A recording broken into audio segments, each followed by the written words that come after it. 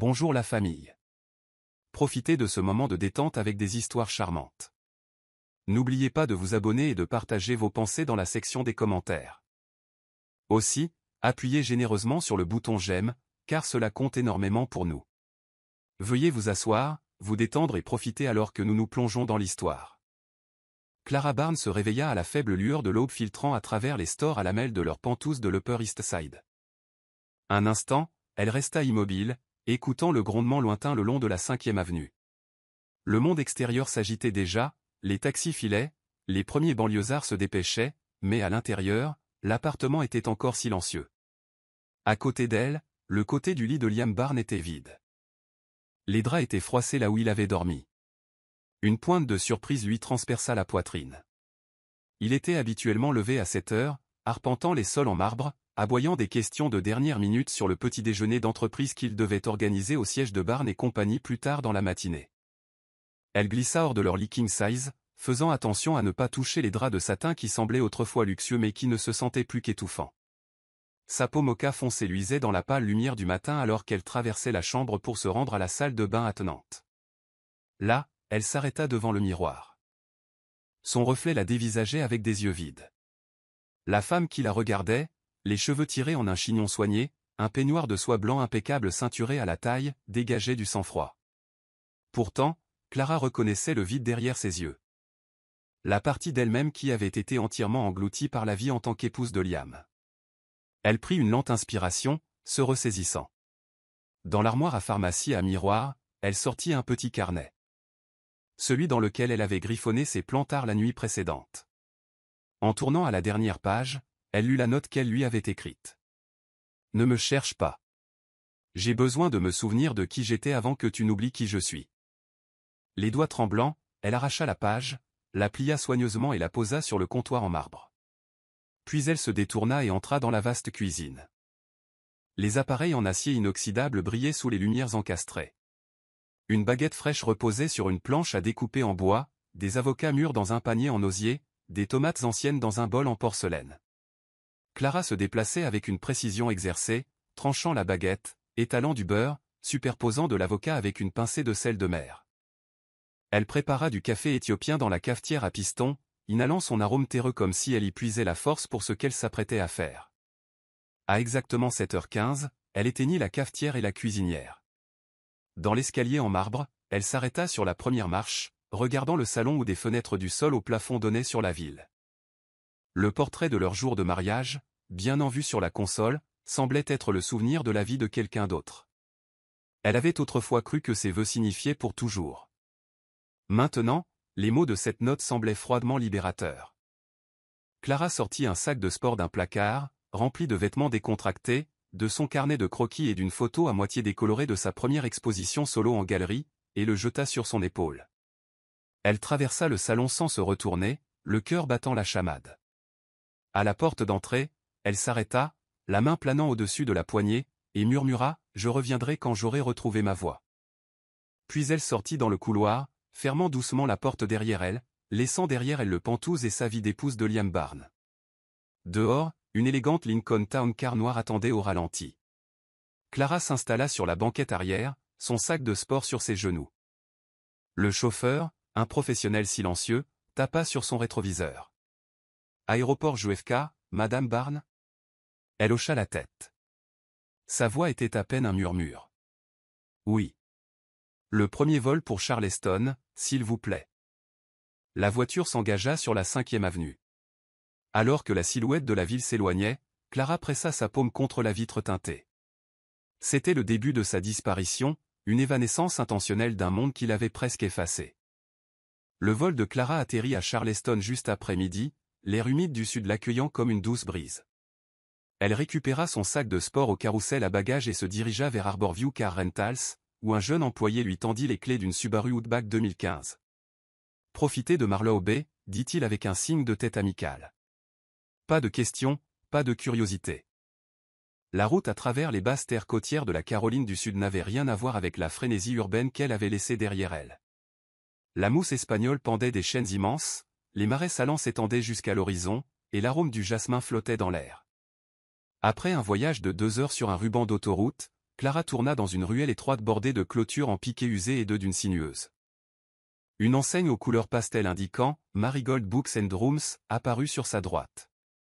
Sa peinture blanche écaillée donnait à l'endroit un charme vécu. Elle se gara sur un terrain en gravier derrière le bâtiment et prit un moment pour se ressaisir. La petite librairie, une structure de 2 étages avec un auvent vert écume de mer, semblait appartenir à la ville depuis un siècle. Elle entra. La cloche au-dessus de la porte tinta doucement. L'air à l'intérieur sentait le vieux papier, le vernis à la cire d'abeille et une légère touche de thé à la lavande. Derrière un comptoir en pin noueux se tenait Eleanor Penrose, une petite femme aux cheveux gris acier en chignon lâche et aux yeux bleu ciel qui dansait d'une curiosité tranquille. « Bonjour » dit Clara, la voix stable malgré sa nervosité. « Je suis ici pour la chambre. » Eleanor sourit chaleureusement. « Mademoiselle Barnes, je suppose. Votre père a mentionné que vous pourriez arriver aujourd'hui. » Mon mari, se corrigea Clara, la gorge serrée. Mais même maintenant, elle sentait le vieux réflexe de se présenter par rapport à quelqu'un d'autre. Elle secoua la tête. Juste Clara. Venez voir par vous-même à l'étage, dit Eleanor, l'amenant par un escalier étroit et grinçant bordé de photos en noir et blanc du passé de Marlowe Bay. Chaque image des pêcheurs ramenant des filets, des enfants faisant des ricochets, des couples se promenant sur la promenade parlaient d'une vie lente et sans hâte. À l'étage, un petit palier donnait sur 3 portes. Eleanor ouvrit la première. À l'intérieur se trouvait une chambre modeste avec un lit simple, un bureau en bois et une fenêtre donnant sur un mur de briques couvert de roses sauvages. Le parquet brillait et des rideaux de dentelle flottaient dans la brise. C'est douillet, mais confortable, dit Eleanor. Quartier calme, habitants sympathiques, loyer modeste, et je ne serai pas indiscrète. Vous ne payez que pour la chambre, rien de plus. Clara ferma la porte derrière elle et inspira. La liberté avait le goût de l'air salin et de l'espace reconquis. Je la prends. Merveilleux. Le garde-manger est au rez-de-chaussée. En libre service. Si vous avez besoin de quoi que ce soit, ma porte est toujours ouverte. Clara hocha la tête, la gratitude montant dans sa poitrine. Merci. Plus tard, elle se promena sur la promenade, l'eau gris-vert miroitant sous le soleil de l'après-midi. Elle s'arrêta au Prairie Wind Café, où une barista à la peau brune foncée et au large sourire lui tendit un latte et un scone aux myrtilles chauds. Clara prit une bouchée, sentant les miettes saupoudrées de sucre glace se disperser sur ses genoux. Elle ouvrit son carnet de croquis et commença à dessiner un pélican brun et blanc perché sur un poteau usé. Ses plumes étaient ébouriffées par la brise. Au crépuscule, elle retourna à Marigold Books et s'assit dans un fauteuil en osier sur le porche, le ciel inondé de lavande et de roses. Pas d'appel de Liam. Pas d'équipe de recherche. Juste le doux murmure des vagues et la promesse de l'anonymat. En fermant son carnet de croquis, Clara expira. À Marlowe Bay, elle pouvait exister sans attente, juste une femme se redécouvrant, un coup de crayon à la fois. Le matin à Marlowe Bay était une symphonie tranquille, le doux murmure des mouettes, le clapotis rythmé des vagues et le carillon lointain de la cloche de l'église. Clara se leva avant le lever du soleil, tirée de son sommeil par la lueur rose dorée qui filtrait à travers ses rideaux de dentelle. Elle enfila un simple t-shirt blanc et des leggings bleu marine, loin du tailleur pantalon qu'elle portait autrefois, et descendit trouver Eleanor fredonnant un air derrière le comptoir, préparant une tisane à la camomille. « Bonjour » dit Eleanor, versant 2 tasses dans des mugs en porcelaine dépareillée. « La première tournée est pour vous. » Clara accepta un mug, la vapeur s'enroulant sur son visage. « Merci. » Elle prit un bol de baie fraîche et y ajouta une cuillerée de yaourt grec épais, tenant le bol en porcelaine avec précaution. L'espace café était petit, une table en bois, une étagère d'angle de céramique de seconde main et une pile de journaux reliés à la main. Eleanor posa une assiette de scone au citron fraîchement cuit sur le comptoir. « Servez-vous, dit-elle.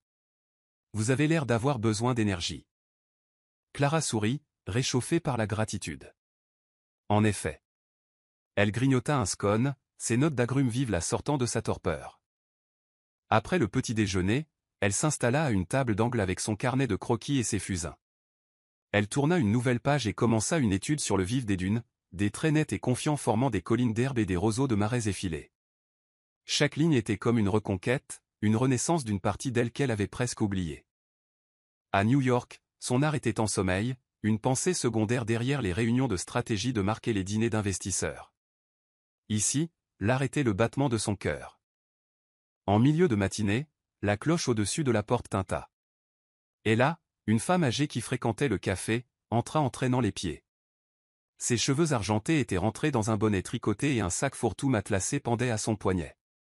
Elle regarda par-dessus ses lunettes le dessin de Clara.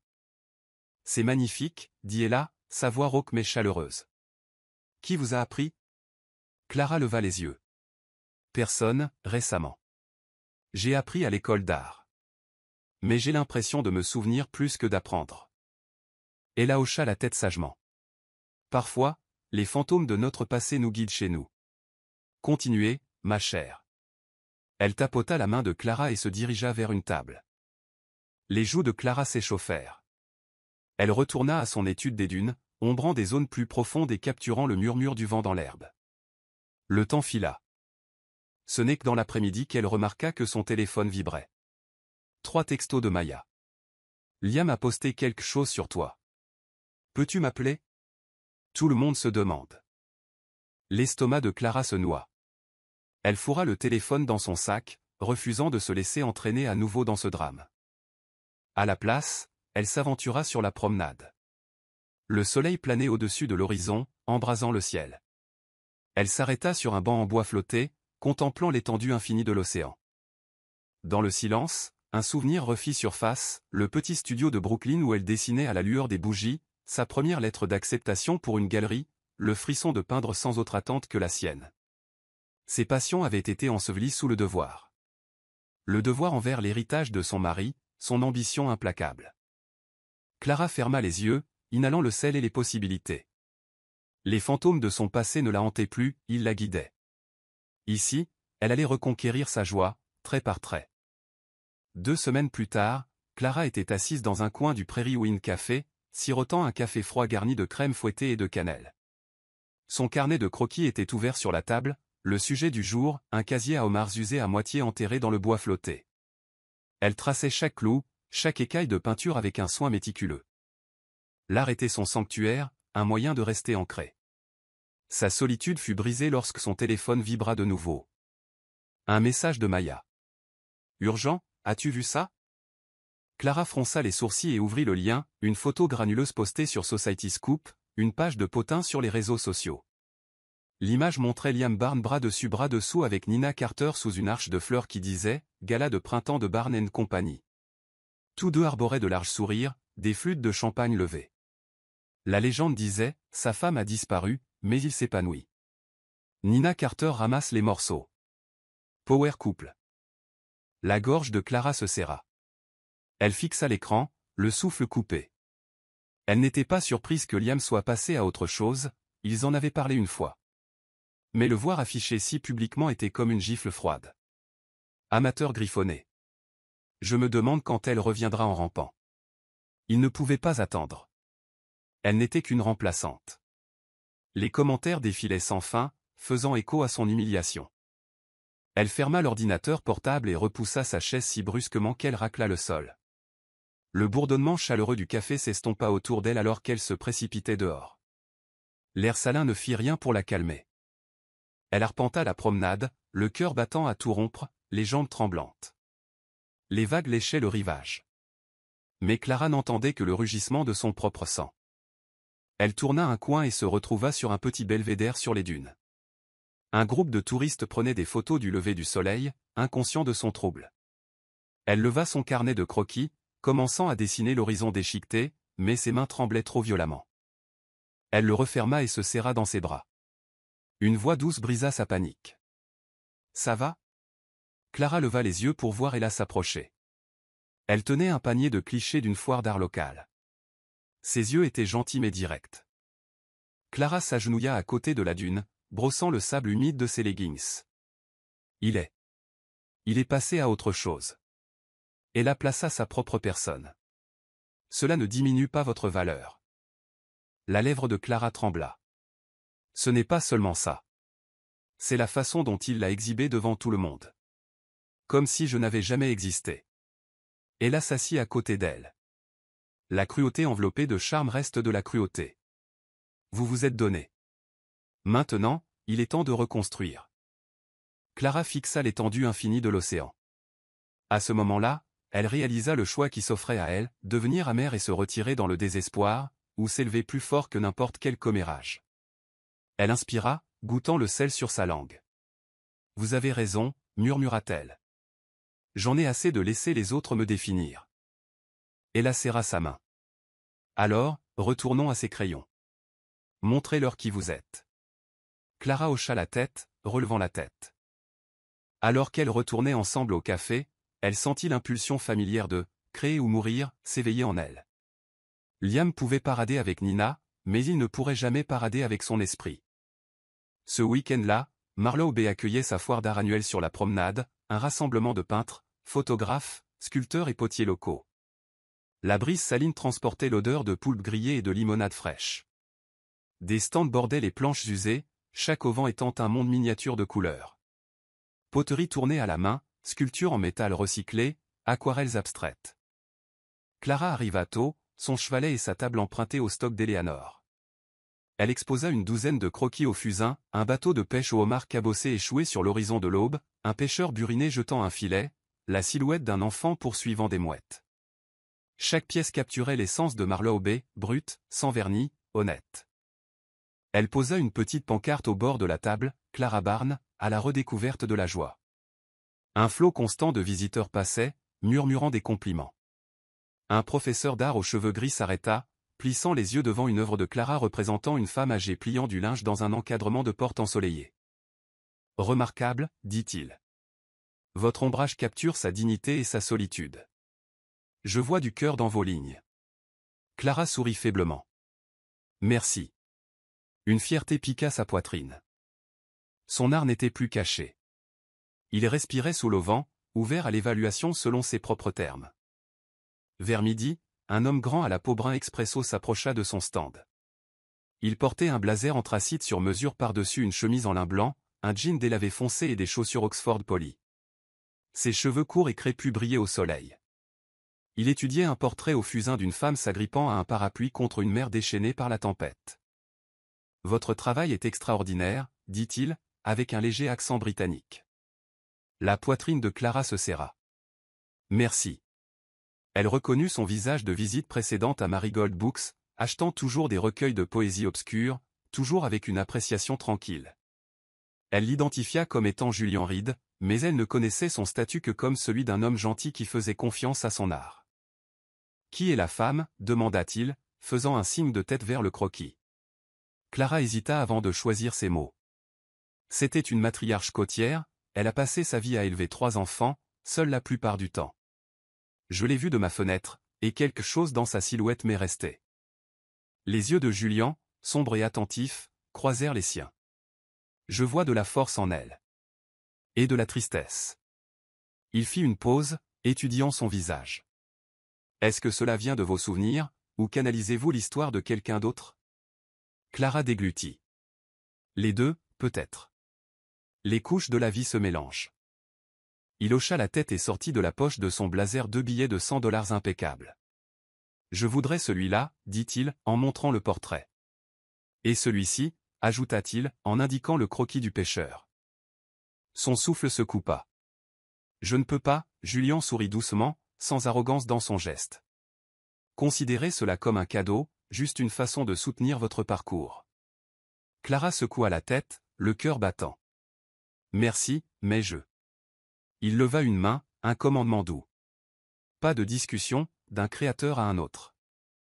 Elle expira et accepta les billets. Il plia l'argent soigneusement et le plaça dans sa main. Je m'appelle Julian Reed, dit-il en lui offrant une poignée de main ferme. Je reviendrai la semaine prochaine. J'aimerais parler d'une éventuelle exposition.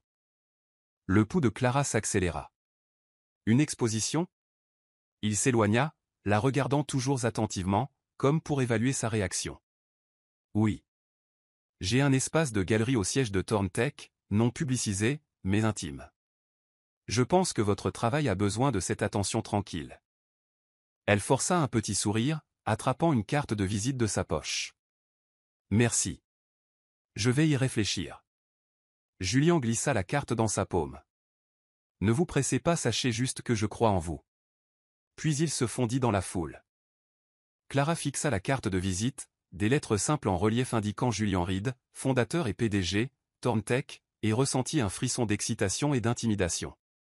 Il n'était pas seulement un mécène bienveillant, mais un homme puissant. Et d'une manière ou d'une autre, cela la terrifiait et l'excitait à parts égales. Cette nuit-là, elle était allongée dans son lit dans sa chambre louée, serrant la carte contre sa poitrine. Elle n'avait aucune idée de ce qui l'attendait, mais pour la première fois depuis des mois, son cœur se sentait pleinement vivant. Une semaine plus tard, Clara tapa un texto à Julian. « Merci pour votre générosité. J'aimerais en savoir plus sur l'espace de la galerie. » Elle hésita avant d'appuyer sur envoyer, la peur du rejet flottant dans son estomac. En quelques minutes, sa réponse apparut, « Dîner ce soir à 6 heures, à la librairie. Discutons des détails. » À 17h50, elle arriva à Marigold Books. Ses fenêtres brillaient dans la lumière du début de soirée. Julian attendait tranquillement à une petite table de café. Il portait un blazer bleu marine sur une chemise blanche impeccable, sans cravate, assortie à un chino anthracite.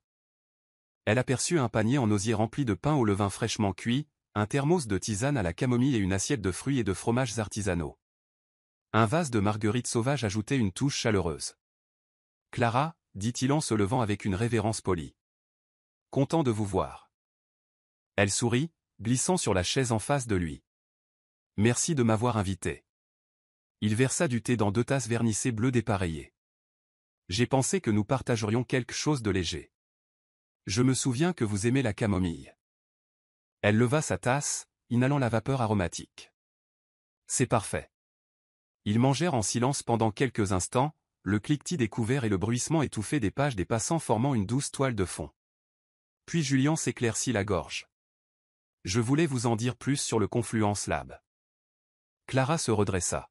« Prête. Je vous écoute. » Il sourit. Le siège de Thorntech a une galerie annexe, non annoncée, réservée aux expositions intimes. J'ai proposé de présenter des artistes locaux dont le travail croise l'art et la technologie. Vous, par exemple, capturez l'émotion humaine brute aux côtés d'éléments naturels. Je pense que le Confluence Lab serait un début parfait pour votre travail. Le cœur de Clara battait la chamade. C'est incroyable. Je suis honoré. Mais je crains que mon nom ne soit éclipsé par mon passé. Le regard de Julian était constant. Votre passé nourrit votre article. Les gens s'identifieront à cette honnêteté. Elle hocha la tête, déglutissant difficilement. D'accord. Il sourit, le soulagement et une véritable excitation dans ses yeux. Génial. Je m'occupe de la logistique.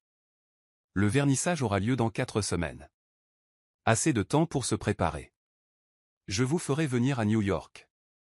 Nous logerons dans mon loft. Clara hésita. L'offre semblait à la fois excitante et effrayante, exposant sa vulnérabilité sur une plus grande scène. Mais ensuite, elle pensa aux déclarations du juge, au silence étouffant, à la piqûre de la trahison. Dire « oui » signifiait s'élever au-dessus de tout cela.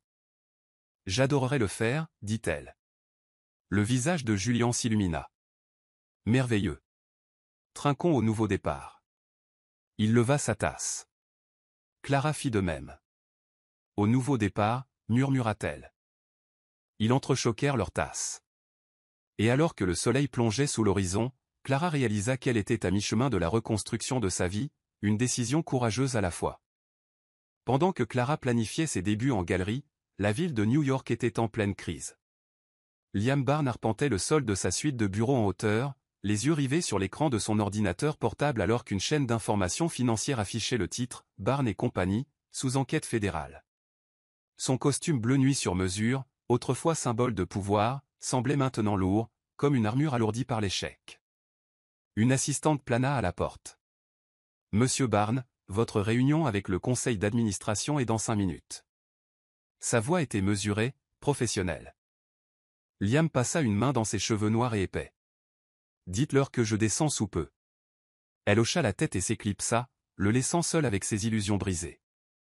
Il cliqua sur des documents confidentiels, allégations de revenus gonflés, de contrats clients falsifiés et de paiements occultes pour faire taire les dirigeants. Il pressa le dos de sa main sur son front, l'esprit en ébullition. Comment tout cela s'était-il effondré si vite? Il avait ignoré les signaux d'alarme, balayé les inquiétudes. Maintenant, Tous les investisseurs fuyaient. À Marlow Bay, Clara se levait tôt, dessinait les dunes au lever du soleil et sirotait de la camomille.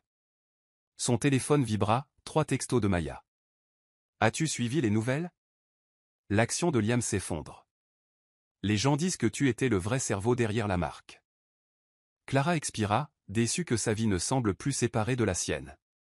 Elle ignora les textos, sachant que toute réponse ne ferait que la ramener dans son effondrement. À la place, elle se concentra sur l'ombrage de la silhouette d'une cabane côtière, chaque coup de crayon lui rappelant qu'elle appartenait ici. Plus tard dans l'après-midi, des images d'actualité circulèrent sur les réseaux sociaux. Le SUV noir et élégant de Liam s'arrêta devant la salle de réunion 33 de la tour de verre de Barnes et compagnie. Sous un chapiteau loué à la hâte qui disait « Réunion d'urgence des investisseurs », une demi-douzaine d'hommes en costume gris se rassemblaient sous des parapluies. Des photos de Nina Carter à ses côtés, son maquillage impeccable et son sourire étincelant, dominaient les blogs de divertissement. La légende, Nina est toujours là, mais pour combien de temps? Clara cliqua sur les images, un frisson lui parcourant l'échine. Elle se souvint de sa dernière conversation avec lui, pas d'excuses, juste de l'arrogance. Je ne sais pas pourquoi tu en fais tout un plat. Je peux construire cet empire sans toi. Comme elle avait été naïve. De retour dans son appartement, Liam s'effondra sur le canapé en ivoire alors que Nina s'approchait, fraîchement revenue d'un événement de réseautage. Elle portait une élégante robe fourreau bleu marine, sa confiance complétant de manière contre nature son désespoir. Ils viennent de retirer le poste de directeur de marque de votre page web, dit Nina, la voix froide. Sous notre équipe, le nom de votre femme a disparu. Liam la regarda, les yeux hagards. Clara? Elle est partie. Nina ricana. Elle est partie parce qu'elle savait que cela arriverait. Et ce soir, le conseil veut savoir qui est réellement derrière ce gâchis. Il pose des questions sur les photos de votre femme sur le site web. Il frappa du poing sur la table en verre. Je n'ai pas demandé ça. Les yeux de Nina se plissèrent. Vous avez demandé un bouc émissaire. Félicitations. Elle est la première à sortir. Maintenant, tout le monde pense que vous ne pouvez pas survivre sans elle. C'est un suicide professionnel. Liam ferma les yeux, le cœur battant. Dehors, le hall en marbre brillait sous les projecteurs. Son empire, autrefois étincelant, gisait en ruine. Au creux de son estomac, une seule vérité s'installa. Perdre Clara était la première étape pour perdre tout le reste. Pendant ce temps, alors que le crépuscule tombait sur les dunes de Marlow Bay, Clara termina son croquis et rangea ses crayons. Elle sentit quelque chose changer, un tremblement lointain sous sa paix retrouvée. Mais elle se ressaisit, déterminée à ne pas laisser son effondrement la définir. Clara se réveilla dans le silence rare qui suit une tempête. La pluie avait battu toute la nuit, laissant tout lavé et lumineux. Elle s'habilla rapidement, jean bleu marine, blouse en lin blanc, et sirota une camomille sur le porche alors que la lumière du matin miroitait sur la promenade mouillée. Son téléphone vibra, un message de Julian, « Je dois te voir à Marigold Books, 10 heures. Urgent. » La curiosité piquée, Clara attrapa son carnet de croquis et se dirigea vers la librairie. En approchant, elle aperçut Julian debout derrière le comptoir, fixant un écran d'ordinateur portable lumineux. Son comportement habituellement calme semblait tendu. « Julian ?» demanda-t-elle doucement en entrant. Il leva les yeux, ses yeux sombres ombrés de gravité. « Clara, je n'ai pas été complètement honnête avec toi. » Son estomac se noua. « Que veux-tu dire ?» Il fit glisser une carte de visite sur le comptoir. Thorntech, Julian Reed, fondateur et PDG. Le souffle de Clara se coupa. Elle reconnut le logo. Thorntech était cette entreprise d'IA émergente axée sur la vie privée qui faisait des vagues dans le monde de la technologie. L'entreprise même dont il avait dit un jour qu'elle n'avait rien de spécial. « Vous êtes le PDG, murmura-t-elle, la voix tremblante. Julian hocha la tête, le regard constant. Je voulais que tu me connaisses en tant que Julian, pas en tant que PDG.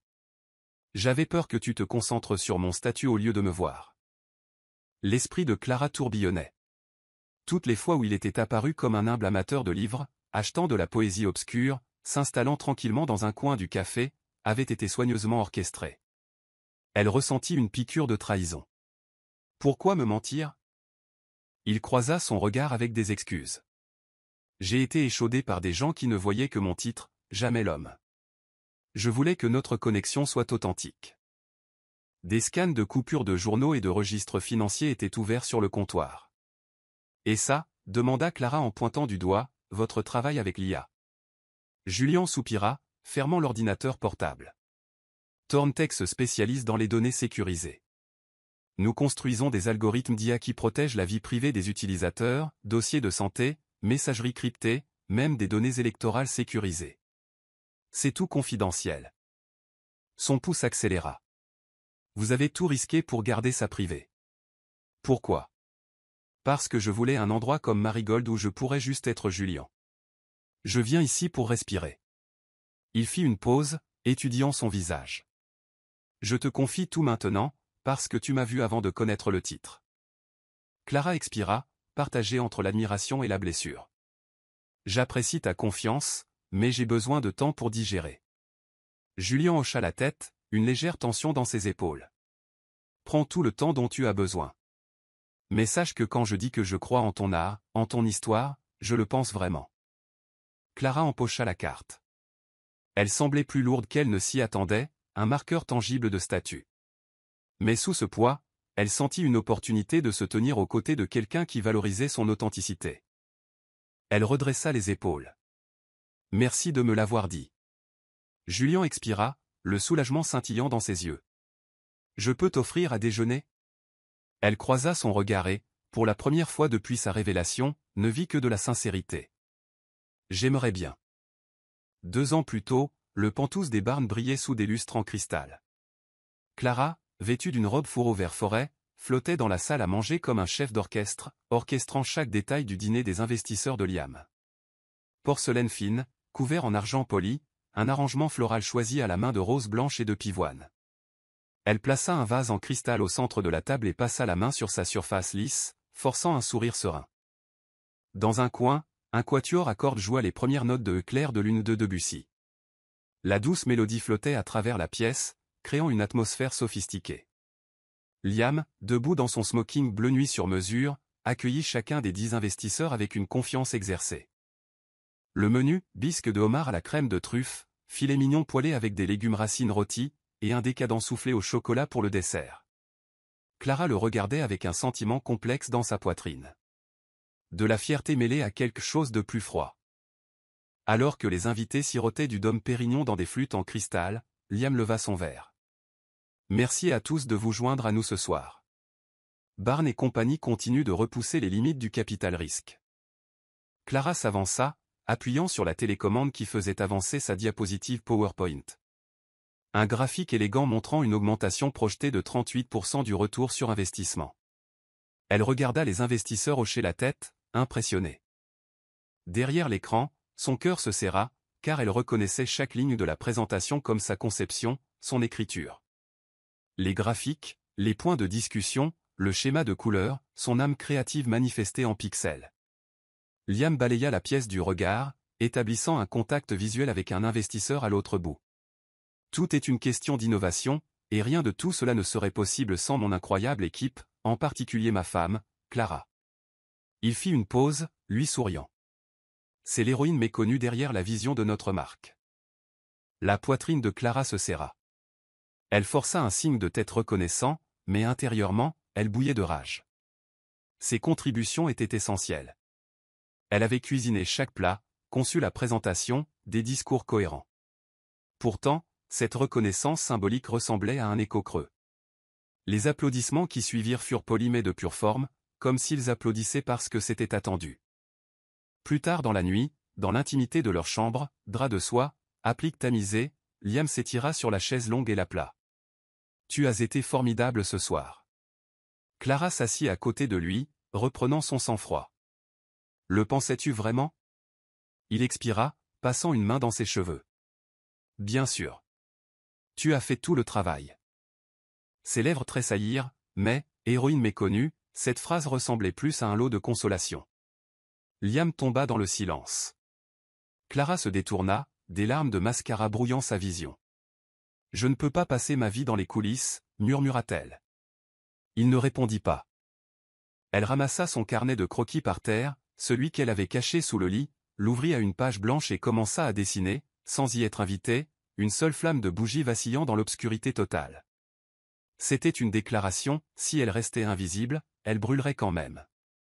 Et à partir de cette nuit-là, elle commença tranquillement à planifier sa sortie, chaque détail, chaque escapade, un pas vers la reconquête de sa vie. 4 semaines plus tard, Clara se retrouva au cœur du quartier du design de Manhattan, devant un bâtiment en verre étincelant, Parsons The New School for Design. Une bannière au-dessus de l'entrée disait « Design et identité », une table ronde. Elle serra son blazer noir entre ses mains nerveuses, sa première incursion dans le monde professionnel qu'il avait autrefois englouti. À l'intérieur, l'atrium bourdonnait d'énergie, des étudiants aux imprimés éclectiques, des professeurs en tenue minimaliste et une poignée de professionnels de l'industrie qui se promenaient. Sur une estrade élégante, une grande femme aux boucles courtes, la professeure Isabelle Cohen, présenta Clara. Mesdames et messieurs, veuillez accueillir Clara Barnes, une artiste et stratège de marque talentueuse dont le parcours de l'entreprise à la création a inspiré d'innombrables femmes. Aujourd'hui, elle partage son histoire sur l'identité, la résilience et la réappropriation de son récit. Le pouls de Clara s'emballa alors qu'elle s'avançait. Les lumières de l'auditorium l'éblouirent, et un silence tomba. Elle fit une pause devant le micro, balayant la foule du regard. Au premier rang, elle aperçut la silhouette familière de Julian, pas de blazer ce soir, juste une chemise noire ajustée et un jean foncé, ses yeux fixés sur elle. Elle serra ses notes, prenant une longue inspiration. « Merci de m'avoir invité », commença-t-elle, la voix stable malgré le tumulte dans son ventre. Il y a 2 ans, je me trouvais dans un pantouse très semblable à celui-ci, commandant l'attention tout en me sentant invisible. J'étais une stratège de marque, la femme derrière le succès d'un PDG. Ma créativité était cachée sous des modèles PowerPoint et des présentations aux investisseurs. Puis j'ai disparu, voyageant à Marlow Bay pour me redécouvrir. Une diapositive apparut à l'écran, un croquis au fusain d'un pêcheur buriné agrippé à son filet. L'art est redevenu ma langue. J'ai dessiné chaque lever de soleil, chaque vague, chaque ligne étant une réappropriation de ma voix. Elle fit une pause alors que la diapositive suivante révélait le logo de Parsons et une photo du vernissage du Confluence Lab au siège de Thorntech. Un espace de galerie minimaliste où ses paysages marins brillaient sous des spots doux. Julian Reed, un PDG que j'ai rencontré dans une petite librairie, a cru en mon travail avant que je n'y croie moi-même. Il m'a offert le Confluence Lab, un espace où mon art pouvait s'épanouir sans filtre. Des murmures d'appréciation parcoururent le public. Clara passa à une autre diapositive, un extrait de son podcast à succès, The Anonymous Room, avec des animateurs partageant des histoires de réinvention. Mon message est simple, continua-t-elle, sa voix gagnant en force. Votre identité n'est pas ce que les autres construisent pour vous, c'est ce que vous créez pour vous-même. Lorsque vous vous sentez invisible, prenez un crayon. Dessinez votre vérité. Parce que si vous ne racontez pas votre histoire, quelqu'un d'autre la racontera pour vous. Une vague d'applaudissements remplit la salle. Des étudiants se levèrent, criant des louanges. La professeure Cohen fit signe pour un microphone. Clara Barnes, vous êtes remarquable. Merci d'avoir partagé votre vérité. Alors que Clara quittait la scène, Julian l'enveloppa dans une étreinte. Brillant, murmura-t-il. Clara expira, le soulagement et l'exaltation la parcourant. Elle sourit à la mère de visage, futur designer et artiste, et réalisa que son épreuve était passée. Elle n'était plus un écho dans l'histoire de quelqu'un d'autre. Elle en était l'auteur. Clara Barnes était assise sur le banc en osier à l'extérieur de Marigold Books, la lumière de l'aube peignant le ciel d'un lavis de lavande d'or. Elle sirotait sa tisane à la camomille, le carnet de croquis ouvert sur ses genoux, déterminée à capturer les teintes douces du matin. Son téléphone était posé face contre terre à côté d'elle, silencieux depuis des semaines. Elle chérissait ce silence numérique, pas de notification de Liam, pas d'alerte d'actualité. Soudain, il vibra. L'écran s'alluma, Liam Barnes. Son cœur sursauta. Un instant, elle hésita. Elle s'était libérée de son monde, et maintenant le voilà, s'immisçant. Elle appuya sur répondre, la voix calme. Allô ? Clara. C'est moi, la voix de Liam tremblait. La rosée du soir enrobait ses mots de désespoir. Clara prit une inspiration mesurée, se préparant. Liam, dit-elle, le contrôle filant dans son ton. Que veux-tu ? Il s'éclaircit la gorge. J'ai vu ton discours en ligne, viral. Je suis fier de toi, mais j'ai besoin de parler. Sa voix se brisa. Pouvons-nous nous voir? Clara jeta un coup d'œil au banc vide à côté d'elle. Plus de sièges partagés, plus d'invitations. Pourquoi? Demanda-t-elle. Tu as tout dit sur les réseaux sociaux. Il expira, rauque. J'ai besoin d'être entendu. Je suis, perdu. Tu étais la pierre angulaire de nos vies. Sans toi, je ne sais pas qui je suis. Sa poitrine se serra. Elle se souvint des nuits compromises passées à préparer ses présentations, à l'attendre jusqu'à ce qu'il rentre dans des costumes pressés par la blanchisserie de quelqu'un d'autre. Maintenant, son empire gisait en ruine. Il semblait petit, vulnérable, même. Je ne suis pas ta pierre angulaire, Liam, répondit-elle fermement. Je construis ma propre vie. S'il te plaît, murmura-t-il. Juste 10 minutes. Je te dois bien ça. Le regard de Clara dériva vers son carnet de croquis, ouvert sur un portrait au fusain d'une femme debout sur une dune balayée par le vent. Le regard de la femme était résolu, tourné en permanence vers un horizon qui ne promettait que le renouveau.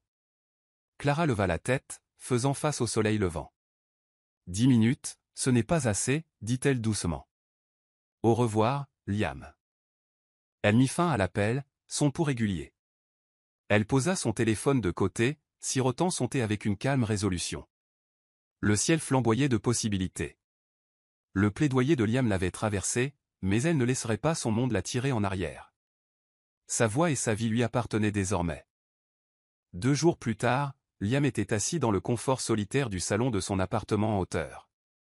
La ligne d'horizon de la ville était un flou de gris sourd sous des nuages d'orage.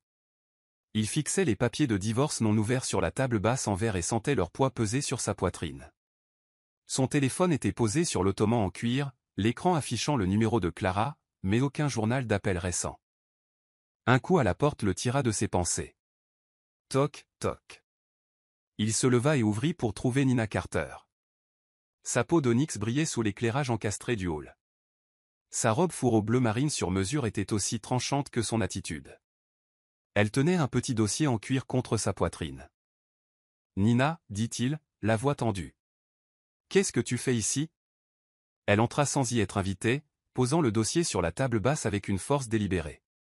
Nous devons parler. Liam ferma la porte derrière elle.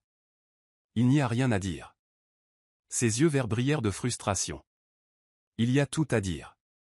Je pars. Son sourcil se haussa. Quoi? Nina croisa les bras. Je ne suis pas ta couverture de sauvetage, Liam. Je pensais pouvoir t'aider à reconstruire, mais tu es toujours le même homme qui m'a manipulé depuis le début. Les mains de Liam se crispèrent en poing. C'est à propos de Clara. Tu n'as jamais été amoureuse de moi. Elle haussa un sourcil. J'étais amoureuse de ce que je pensais que tu représentais. Le pouvoir, le prestige, une confiance inébranlable. Maintenant, ton entreprise a coulé, ton nom est dans la boue. Et je vois l'homme derrière le masque. Il est brisé. Et je ne resterai pas pour ça. Ces mots le coupèrent profondément. Liam fixa le dossier. C'est mon accord de séparation? Elle expira, le faisant glisser vers lui. Préavis de 2 mois. Je ferai mes valises ce soir. Ne m'appelle pas. Elle se tourna vers la porte, s'arrêtant sur le seuil. Tu es vide sans une pause, Liam. Au revoir. Puis elle ferma la porte, le laissant seul avec le dossier plié et l'écho de ses pas. Liam s'effondra sur le canapé, le gouffre entre lui et tous ceux qu'il aimait béant. Il prit le dossier avec des doigts tremblants. À l'intérieur se trouvaient les détails de son déménagement et une lettre. Merci de m'avoir appris que se moquer de la foi de quelqu'un en eux ne peut pas remplacer l'amour véritable. Son cœur se tordit. Seul dans son appartement silencieux, il réalisa qu'en perdant Clara, il avait aussi chassé la seule personne qui croyait en lui, même brièvement. À Marlow Bay, Clara se réveilla avec un texto d'Isha Patel. L'entreprise de Julian a des problèmes. Est-ce que ça va? Elle fixa l'écran, le cœur battant. L'entreprise de Julian, Thorntech, avait été son encre. Elle craignait le pire. En bas, à Marigold Books, elle trouva Julian penché sur son ordinateur portable, les sourcils froncés. La lumière matinale sauvage filtrait par les fenêtres, illuminant sa peau brune foncée. « Julian » demanda-t-elle, la voix tendue. « Qu'est-ce qui ne va pas ?» Il leva les yeux, cerné de fatigue. Thorntech est poursuivi en justice, une action collective. Les investisseurs prétendent que les données ont été mal gérées. C'est sans fondement, mais la presse appelle ça un scandale de violation de données. Le souffle de Clara se coupa. Comment cela a-t-il pu arriver? Il passa une main dans ses cheveux crépus. Un lanceur d'alerte a allégué que notre plus récent algorithme d'IA a récupéré des données d'utilisateurs sans consentement approprié. Ce n'est pas vrai. J'ai construit ces protocoles moi-même. Les preuves sont falsifiées, des documents forgés pour nous incriminer. La main de Clara vola vers sa poitrine. Les souvenirs affluèrent, des nuits passées à étudier des maquettes, les conférences passionnées de Julian sur la vie privée des utilisateurs, les innombrables heures qu'il a passées à défendre la confidentialité des utilisateurs. La pensée de la trahison l'écrasa. « Qui ferait ça ?» demanda-t-elle, la voix tremblante. Julian ferma son ordinateur portable. « Un concurrent, je suppose, quelqu'un menacé par notre croissance. Mais quand on se bat dans le noir, les tactiques deviennent sales. » Il fit glisser des documents imprimés sur le comptoir. Des mémos du docteur falsifiés, des formulaires de consentement falsifiés portant sa signature. L'encre bavait alors que Clara tenait les pages, chaque ligne confirmant la tromperie. Des larmes piquèrent ses yeux. « Tu fais confiance à tout le monde », réussit-elle à dire. Il expira, la tristesse adoucissant ses traits. « J'ai appris à laisser la vérité parler plus fort que n'importe quelle défense. Les avocats ont toutes les preuves. Je voulais juste que tu saches. » Clara referma le dossier, résolue à protéger leur vérité. Elle s'avança et enlaça Julian. « Nous leur prouverons qu'ils ont tort », murmura-t-elle. « Ensemble. » Il la serra fort, le soulagement scintillant. « Merci de croire en moi. » Clara l'embrassa sur le haut de la tête, la résolution renforçant son esprit. Alors qu'ils se tenaient l'un contre l'autre dans la librairie silencieuse, elle sut que cette trahison ne ferait que les renforcer. Aucun document falsifié ne pourrait rompre le lien entre la vérité et la confiance. 2 soirs plus tard, alors que le crépuscule drapait Marlow Bay de pourpre sourd, Julian frappa doucement à la porte de Clara. Elle ouvrit et le trouva tenant une petite boîte en bois. Ses yeux sombres brillaient sous la lanterne tamisée du couloir. « Puis-je entrer ?» demanda-t-il doucement.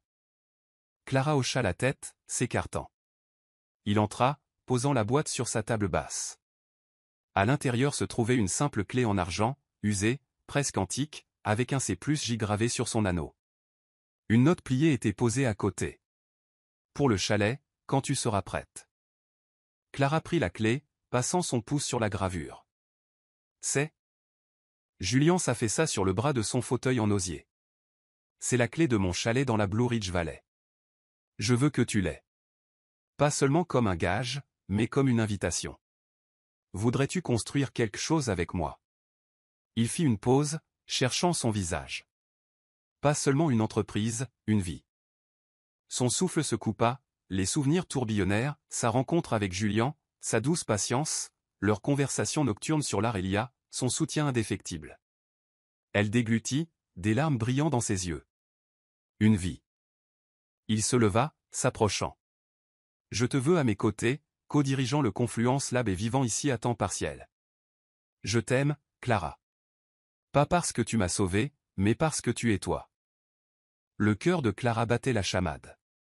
Elle pressa la clé contre sa poitrine. « Mais New York ?» Il secoua la tête, un tendre sourire courbant ses lèvres. « Nous trouverons un équilibre. J'ai un loft à Manhattan. Tu viendras en visite. Mais imagine les matins au chalet, un café sur le porche, à dessiner les pins. » Sa poitrine se serra d'émotion. « Ça semble. Parfait. » Julian s'agenouilla, ouvrant la boîte en bois pour révéler une fine bague en argent à l'intérieur, presque comme une alliance, mais simple. « Pas encore de bague, dit-il doucement. Cette clé est ma promesse.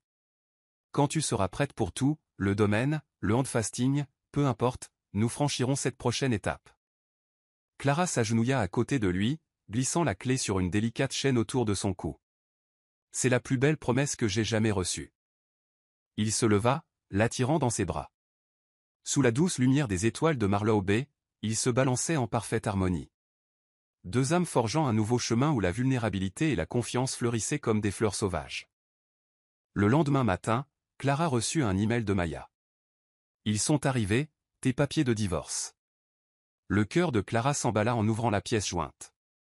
Son nom, Clara Barnes, était imprimé en lettres noires nettes en haut de documents officiels du tribunal de la famille du comté de New York.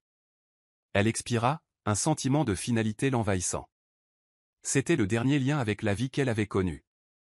Au palais de justice de Manhattan, Liam était assis dans la galerie des visiteurs, les yeux vides sous les lumières fluorescentes. Il portait un costume anthracite, autrefois impeccable, maintenant froissé par des nuits agitées. Il tenait un roman de poche qu'il n'avait pas lu, ses pages écornées par des manipulations nerveuses. Le juge, une femme sévère aux cheveux argentés et aux lunettes à monture métallique, appela le nom de Liam. Il se leva en tremblant et s'approcha de la barre. Clara entra quelques instants plus tard, émergeant de la porte publique dans une robe bleu marine sur mesure et des talons ivoires. Sa posture était assurée, la confiance gravée dans chacun de ses pas. Le souffle de Liam se coupa lorsqu'elle passa devant lui. Un parfum d'où laissait une traînée de familiarité dont il n'avait pas réalisé qu'elle lui manquait. Il se tenait de part et d'autre de la barre. Liam essaya de parler, ouvrant la bouche. Mais Clara leva un seul doigt. « Votre honneur, je renonce à toute pension alimentaire, dit-elle sèchement. Sa voix portait la force tempérée de quelqu'un qui avait reconquis son pouvoir. Le marteau du juge frappa. « Très bien. » Liam regarda Clara signer son nom avec aisance, chaque trait scellant son destin et le sien. Sa propre signature vacilla alors qu'il griffonnait sous la sienne, renonçant à toute prétention sur son avenir. Dehors, l'air printanier était frais et vif. Clara traversa la rue pour rejoindre la Lincoln Town Car noire qui attendait en face. Julian sortit de la banquette arrière, attendant son arrivée. Il la regarda avec une fierté tranquille. Clara se glissa dans le siège en cuir moelleux de la limousine, tendant les documents de Liam à Julian, qui les rangea dans un étui doublé de satin. Elle tourna son regard vers le rétroviseur, croisant les yeux de Liam pour un instant fugace. Aucune colère n'y scintillait, seulement une acceptation lasse de ce qui avait été et de ce qui se trouvait maintenant au-delà. Alors que la porte de la limousine se fermait, la scellant de ce chapitre de sa vie, le moteur ronronna et avança. Clara se pencha en arrière, inhalant son propre parfum, lin frais, camomille et quelque chose de nouveau, une liberté absolue et inébranlable. 2 jours après le divorce, Clara franchit les portes vitrées et élégantes du siège de Thorntech à Manhattan. Le design minimaliste du haut-le-sol en marbre blanc, accent en acier brossé et un mur de verdure vivante semblaient à des mondes de distance du charme pittoresque de Marlowe Bay. Elle ajusta son blazer bleu marine et serra son portfolio en cuir, ses nerfs tempérés par la détermination. Julian la rejoignit à la réception, son costume noir sur mesure impeccable. « Prête ?» demanda-t-il, les yeux brillants. Clara hocha la tête, entrant avec lui dans l'ascenseur privé. Ils montèrent au 32e étage où une enseigne The Confluence Lab brillait en aluminium brossé. La porte s'ouvrit pour révéler un vaste espace ouvert. De haut plafond, des murs blancs immaculés et des spots orientés vers de grandes toiles encadrées des paysages marins de Clara. Une longue table de conférence en ébène était au centre, sa surface brillante et dégagée. Julian fit un geste. « Viens jeter un œil. » Le pouls de Clara s'accéléra alors qu'elle examinait son art exposé comme des joyaux. Chaque vague au fusain, chaque ciel pastel capturait la résonance de Marlowe Bay. Elle traça du doigt un cadre intitulé Morning Light, LBI 2025. Un sentiment de fierté l'envahit. Son travail n'était plus enterré sous des présentations pour investisseurs. Il avait sa place ici, sur ces murs. Il la guida vers une chaise recouverte de cuir à la table de conférence, sortant un épais communiqué de presse intitulé The Confluence Lab, Thorntech S Creative Innovation Space, avec son nom en relief sous le sien. « J'ai inclus ton titre de directrice de la création », dit-il en le faisant glisser vers elle. Clara expira, ses yeux parcourant le document, des puces soulignant sa mission, sa philosophie de design et son rôle. Sous Clara Barnes, la ligne disait « Responsable de la vision curatoriale, de la sensibilisation communautaire et de la stratégie créative ». Elle se pencha en arrière, l'émotion montant. Julian ajouta « Une fois que cela sera publié, tu seras un sujet tendance. » Clara Barnes, la visionnaire créative du Confluence Lab, il sourit, observant sa réaction. Elle plia soigneusement le communiqué de presse et signa sous les signatures des membres du conseil que Julian avait obtenu. Chaque trait était comme une affirmation. Elle ne se cachait plus. Alors qu'elle se levait, Julien lui prit le bras. « Prête à faire la une des journaux ?» Clara hocha la tête, le cœur battant d'exaltation. « Allons-y. » Ils s'avancèrent vers les fenêtres du sol au plafond de la salle de conférence, regardant la ligne d'horizon de la ville. En bas, les rues grouillaient de possibilités. En haut, la promesse du Confluence Lab se dressait, un témoignage de la renaissance de Clara et de la puissance de sa voix. Une semaine plus tard, Clara trouva une invitation soigneusement pliée dans le garde-manger d'Eleanor. La limousine arrive à 17h45 vendredi. Centre-ville de Manhattan. Tenue de soirée glamour. Sa poitrine s'agita. Demain était sa première apparition publique en tant que directrice de la création du Confluence Lab, et Julien insistait pour qu'elle arrive avec style. Ce soir-là, Julien arriva à Marigold Books exactement à 17h45.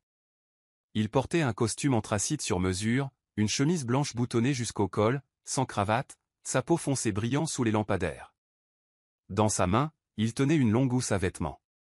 Clara ouvrit la porte dans une simple robe fourreau bleu sarcelle, une esthétique en dénime boutonné. Julien sourit et lui tendit la housse. Ici, elle l'ouvrit pour révéler une robe en soie bleu nuit, son tissu captant la lumière des lampadaires en de subtiles ondulations. Un décolleté asymétrique épousait la clavicule, tandis que la jupe tombait jusqu'au sol. Avec un petit hoquet de surprise, elle réalisa que la robe était faite sur mesure. « Tu es éblouissante », murmura Julien. « Élève-toi avec moi demain. » Le pouls de Clara s'accéléra.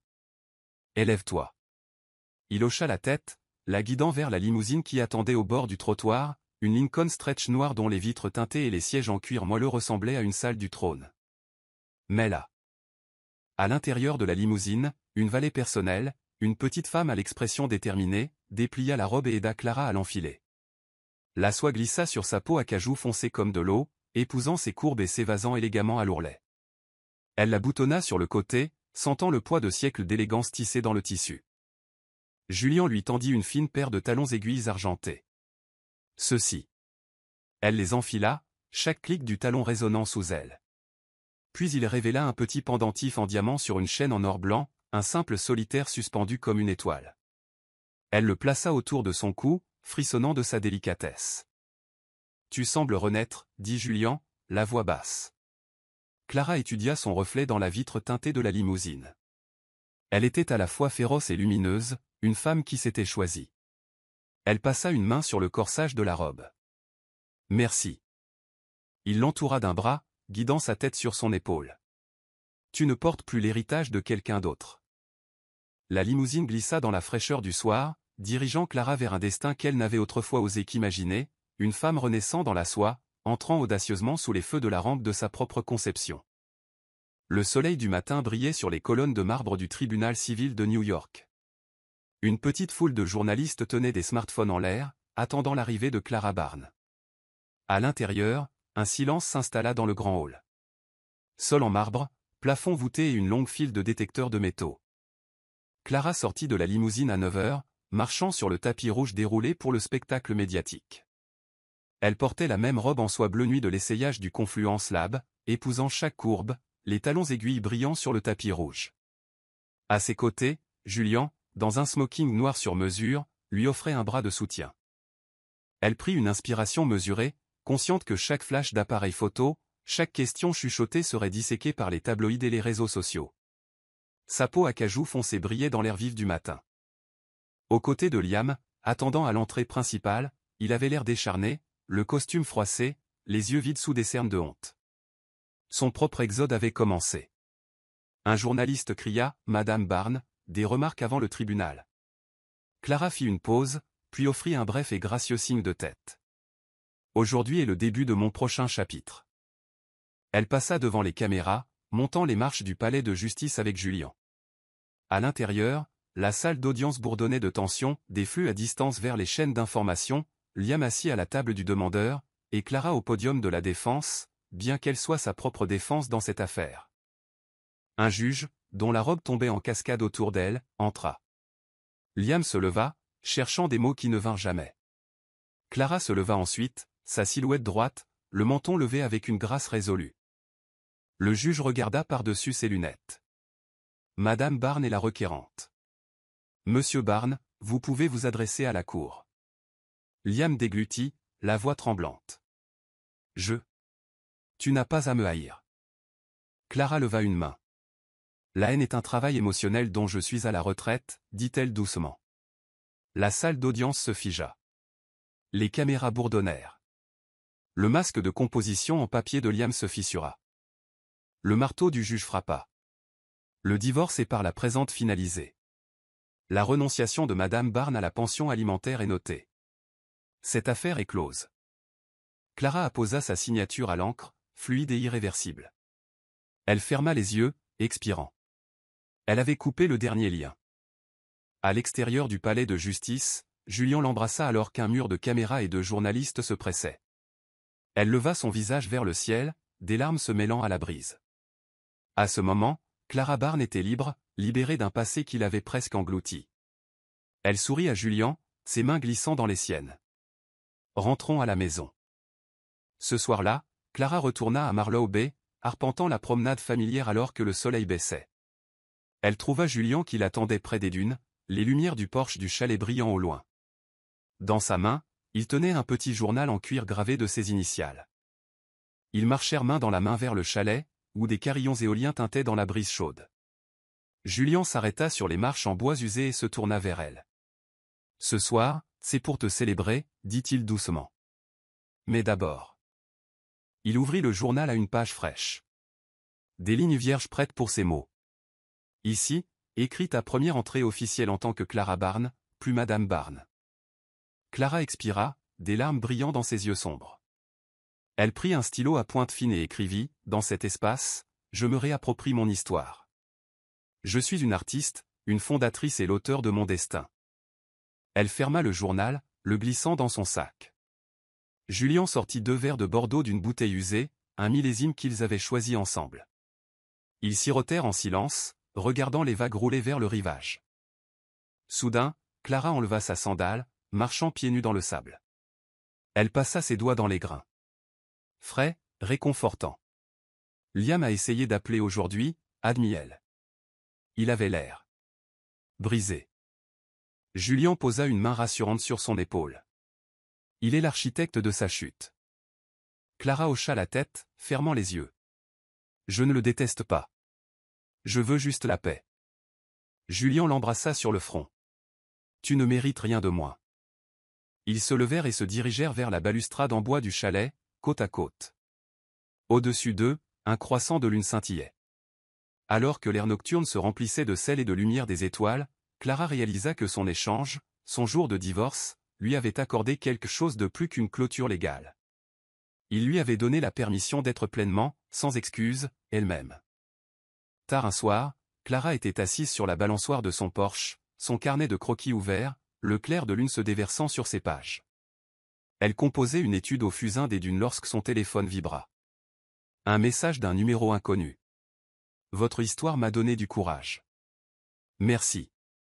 En pièces jointes, une photographie, une jeune femme debout à une gare, serrant une valise cabossée, des larmes brillant sur ses joues.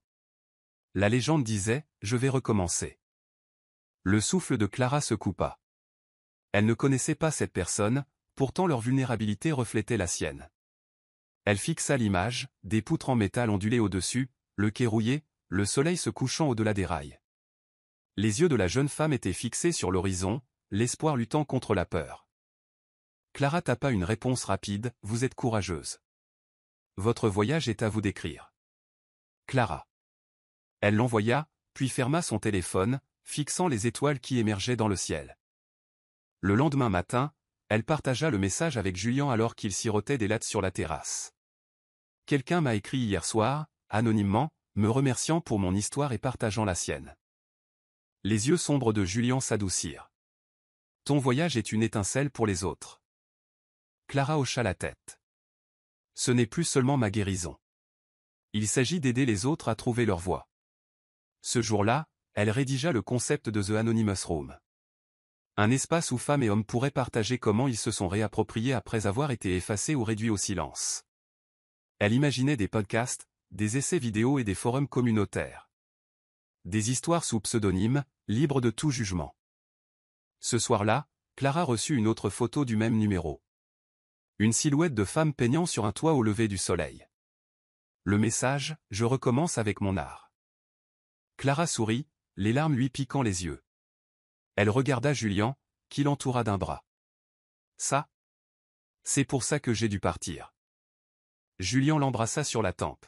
« Tu crées des ondes. » Alors que le soleil se couchait, Clara tapa des réponses d'encouragement, sentant le pouvoir transformateur de son histoire s'étendre bien au-delà de sa propre vie. 3 jours plus tard, Clara et Julien étaient assis dans le coin confortable du loft du Confluence Lab, planifiant le lancement de The Anonymous Room. La pièce elle-même serait un petit studio insonorisé avec un seul microphone et un tabouret sur un fond de tissu doux et texturé. Filmé en silhouette, le visage de chaque invité resterait caché, leurs voix non coupées et non filtrées au premier plan. Clara tapa sur sa tablette, montrant à Julien la maquette du site web, anonymousrompodcast.com, qui présentait un logo simple, une silhouette en forme de trou de serrure et un slogan « Votre silence n'a jamais été une faiblesse ». Julien se pencha sur son épaule, ajustant la palette de couleurs. « J'adore. C'est sécurisant, mais puissant. » Clara hocha la tête, les yeux brillants. Nous lancerons avec 5 épisodes, des histoires de départ de relations de contrôle, de départ d'emploi toxique, de départ du doute de soi. Chaque épisode dure environ 30 minutes, assez pour plonger, mais pas pour submerger. Julien sourit, cliquant sur publier. Allez, en direct. Clara expira, les mains tremblantes. C'est parti. En quelques heures, The Anonymous Room apparut sur Spotify et Apple Podcast. Le premier épisode présentait une femme nommée Céleste, détaillant comment elle avait quitté son mari après qu'il ait rabaissé chacune de ses entreprises créatives. Le second, Marcus, partageait comment il avait fait son coming out à sa famille conservatrice et avait tout perdu, pour finalement trouver une communauté qui le célébrait. Ce soir-là, Clara retourna sur le porche de son chalet pour trouver des dizaines de messages dans sa boîte de réception. « Je me vois en Céleste. Merci de m'avoir donné la force de quitter mon emploi. C'est exactement ce dont j'avais besoin. » Des larmes lui montèrent aux yeux. Son histoire avait déclenché une cascade de courage. Elle dormit à peine, imaginant chaque voix anonyme trouver la liberté dans l'obscurité. Le lendemain matin, autour d'un café, Julien nota, « Ton podcast est déjà dans le top 10 des tendances. » Clara posa sa tasse. « Submerger mes ancrés. C'est plus grand que moi. » Il l'entoura d'un bras. « Et à cause de ça, tu changeras plus de vie. » Clara expira, sentant le poids de sa mission s'installer dans sa poitrine. À travers The Anonymous Room, son silence s'était transformé en un cœur de libération pour des milliers de personnes qu'elle ne rencontrerait jamais, mais dont elle toucherait les vies. De retour à Manhattan, Liam Barnes regardait les dernières nouvelles depuis son studio exigu, bien plus petit que son ancien appartement. Les rapports défilaient, Barnes & Company dépose le bilan. L'ancien milliardaire de la tech, Liam Barnes, claque la porte à tous ses clients. L'ex-femme de Liam s'impose comme une icône de l'industrie. Son visage, autrefois éclairé par la lueur du triomphe de l'entreprise, était maintenant pâle, hanté. Il arpentait le salon exigu tandis que les créanciers appelaient, les prêteurs menaçaient de saisie et les ennemis jubilaient sur les réseaux sociaux. Il parcourait son téléphone, des centaines de messages sans réponse d'anciens alliés et d'opportunistes. Son monde, méticuleusement construit, s'était effondré en quelques semaines. Il posa le téléphone et s'effondra sur le canapé, la tête entre les mains. Dehors, la ville pulsait d'une énergie différente. La goutte d'eau fut lorsqu'un article sponsorisé défila sur son fil d'actualité, Clara Barnes, d'épouse à visionnaire viral, 5 leçons de son parcours. Il résumait son ascension, le Confluence Lab de Thorntech, le succès de son podcast, son œuvre d'art influente. La colère monta. Il composa son numéro, mais tomba directement sur sa messagerie vocale. Il essaya de lui envoyer un texto, mais elle l'avait bloqué. Sa poitrine se serra en relisant son dernier message. La haine est un travail émotionnel dont je suis à la retraite.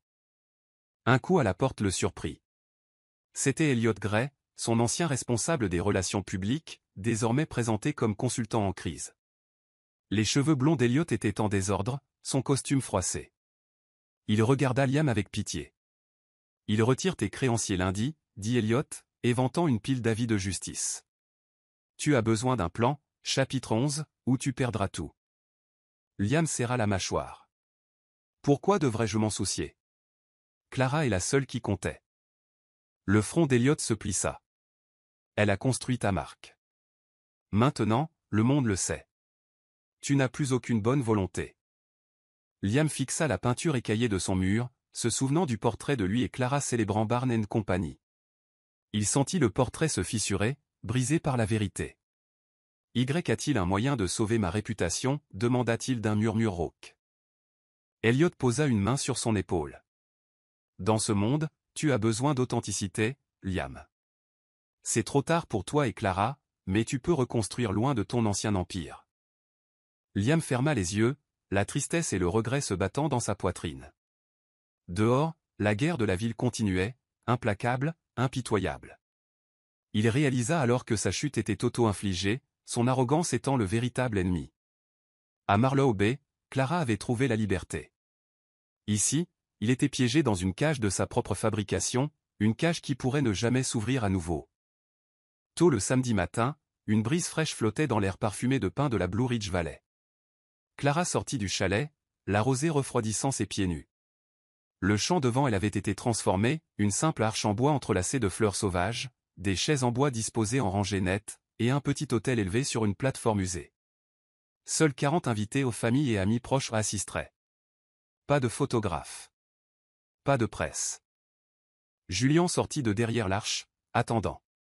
Il portait un costume anthracite sur mesure, une chemise blanche ouverte au col, sans cravate.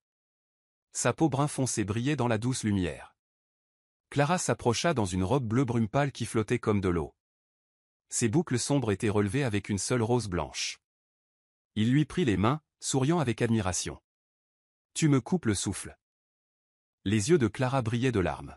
« Nous avions dit pas de photographe. » Julian hocha la tête. « Je veux ce moment juste pour nous. » Ils se tournèrent alors que le quatuor à cordes Ella au violon, Marcus au violoncelle, et 2 musiciens locaux jouaient un doux prélude de l'air sur la corde de sol de Bach.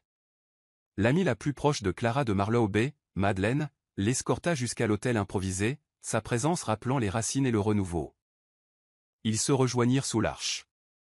Éléanore Penrose officiait, s'appuyant sur un pupitre en bois usé.